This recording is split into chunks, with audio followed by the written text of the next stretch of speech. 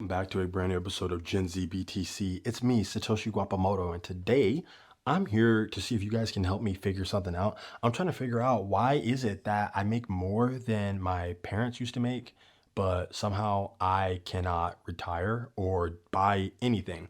Let's go over the numbers. Basically, I'll save you all of the math of it. The 1960s, if you worked minimum wage, it would take you about 75 years to retire. 75 years of working full-time minimum wage was around like dollar 25 in 1960. Then you would have to work 75 years-ish in order to be able to retire. Kind of insane, right? But no one was working minimum wage their whole life. Now, when it comes to 2024, you would have to work 103 years of minimum wage in order to be able to retire. That's kind of interesting. For some reason, I have to work more years to do the same thing, even though we're both on a minimum wage, right? But interestingly enough, the minimum wage now is 7.25. So it's 7 times higher than here, but somehow I still have to work longer in order to retire. 25 years of median income, which is around 5,600 back in the 1960s, 25 years of full-time median income job, you're able to retire. So if you're 20 with a median income job, you retire at 45. If you're 20 with a median income job, let's call it 74,000, you have to work 54 years. Okay? That's kind of weird. That's kind of weird. This number is like 13 times higher than this number. But for some reason, I have to work twice as long in order to do the same thing, which is retire. Kind of interesting. What is happening here? Well, what's happening is that the United States has destroyed the value of the dollar. Back in the day, $1 held a lot more value than it does now. Well, how's that possible, Satoshi? $1 is equal to $1. What do you mean? Well, I'm talking about purchasing power. The purchasing power of $1 has gone down so much that the dollar is now basically worthless, right? So let's call it 1970, right? 1970, you could get a burger for $1. $1 burger, not too bad. Let's say you put yourself into cryo sleep, right? And then you wake up in the future, and now the year is 2030. The year's 2030. You keep your $1 under your bed. You woke up out of cryo sleep. You're awake now. You're in the future. You just traveled a whopping 60 years into the future. And you're like, oh my God, this is amazing. I'm going to go buy a burger. So you take your $1 and you get there, and the half man, half human, half robot, half AI is like, hey, buddy, we do not accept dollars here. First off, we accept Bitcoin only, but let's just assume they still accept dollars. Hey, we accept dollars here, but you're going to need about $20 for a burger. What? Bro, what? The cost of a burger has 20x'd in 60 years. That's a low ball, by the way. We're pretty much already at $20 for a burger, right? Go to Habit Burger, go to some restaurant, order a burger. Restaurant burger, go to Applebee's for a burger, $20. That wasn't always the case. What happened was, back in the day, you only needed one piece of paper for one burger. Now, because the pieces of paper are so worthless and they've made so many of them, they are no longer scarce, they're no longer rare, they are no longer valuable. You need 20 pieces of paper now because they're so abundant and worthless, they're basically trash. This is what happens in places that have hyperinflation. You start to see things go up by a factor of 2 and 2 and 2 and 2, and you cannot keep up because money scales upwards, right? That means the bigger your debt, the bigger your interest payment, right? The deeper in the hole you get, the bigger the shovel gets, okay? You just end up digging yourself in faster and faster.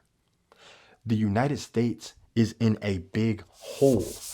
They are bankrupt. They are insolvent, okay? Essentially, what the United States has done is they are trying to pay off a credit card with a credit card, right? So here is our deficits, right? They start going up and up and up and up. Whoa, whoa, we are right here. We are right here. We're just starting to go up. We are just starting to go up. We're just starting to get cooked. You think this is bad? This is nothing.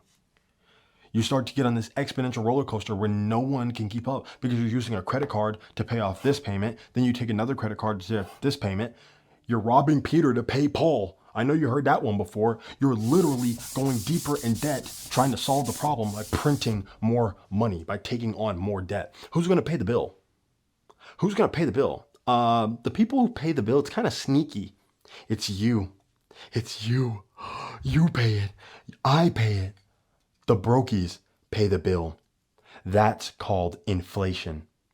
The price of stuff going up. Except it's not really the price of stuff going up. It's the value of the dollar going down. Here's another chart for you.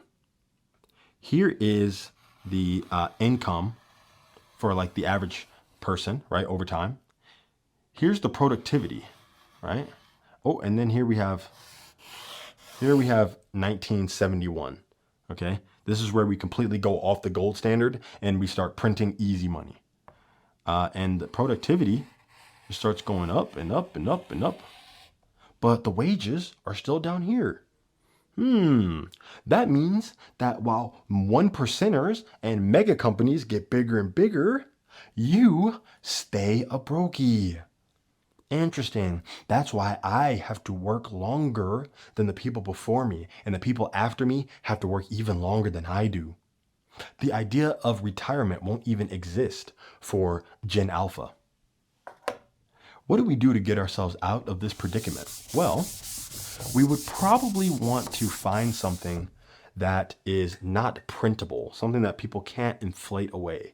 We would want something that is extremely durable, something that's very hard to destroy and get rid of, something that was anti-fragile, right? Something that gets stronger every time it is attacked or attempted to be destroyed. We would need something that is extremely light so that way we could transact in a globalized world and finalize our settlement in minutes, right? We would need something we'd be able to send across the world that is non-biased, that is immutable, and that is scarce, right? Something that's able to store value due to its scarcity and able to send value due to its utility, right?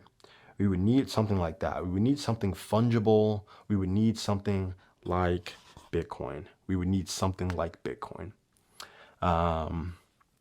There's a lot of Bitcoin education out there, a lot of stuff on my channel. It's going to take time. Take your time with it. Understand that this is your way to opt out of a system that keeps making you poorer because you're the sucker at the table. You're a literal victim. Okay. Now, unlike a lot of victims, we're not just going to sit here and cry and be like, someone please come take care of me and save me.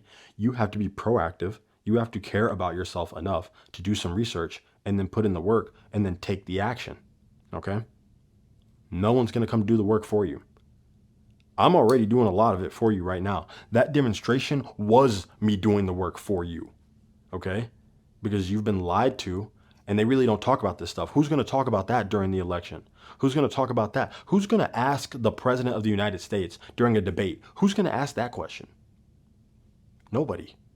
Nobody, because they don't want you to know about that. They don't want you to know about that. It might embolden you to leave the system. If people knew how the banking system worked, they would literally riot overnight. So, I just thought I'd bring up some of that stuff. Let me know what you guys think, man. If you enjoy this video, make sure you like, comment, and subscribe. Share it with someone who you also think might enjoy it. You can discuss it together. Ring the bell icon so that way you know exactly when I drop a new video. You can come talk to me in the comments. I love reading and liking every comment. And I'll be speaking to you guys in more videos, more Bitcoin education coming, more financial literacy coming. We need to lock in Gen Zers. We need to lock in Gen Alpha. We need to lock in because no one's coming and all the other generations are cooked. Millennials, you have a little bit of time left, but the Gen X guys, look at how they're living. Look at the retirement crisis that the boomers are facing. Look at what's happening in the world. Look at the financial situations. And if you think you're just going to wing it and everything's going to be fine, you're going to be A-okay. I'm in my 20s. I'm just going to live it up. I'm in my 20s. If you're just going to wing it, I truly say best of luck because you're going to have a really, really hard life and you're going to have to try to beg someone to help you later on down the line. most likely. If you don't have a plan, if you're not creating some sort of skill for yourself, if you're not building a brand or a platform, or if you're not doing something where you can increase your human capital, which means provide value to people, you're probably going to have a really horrible life, and I wish you the best of luck. But for the people who are going to try to grind and figure something out before it's too late, welcome aboard. Strap in. I hope you're ready to hit it big. All right, because it's right around the corner. But that's enough for today. Stack sats or die trying, and I'll see you in the next one.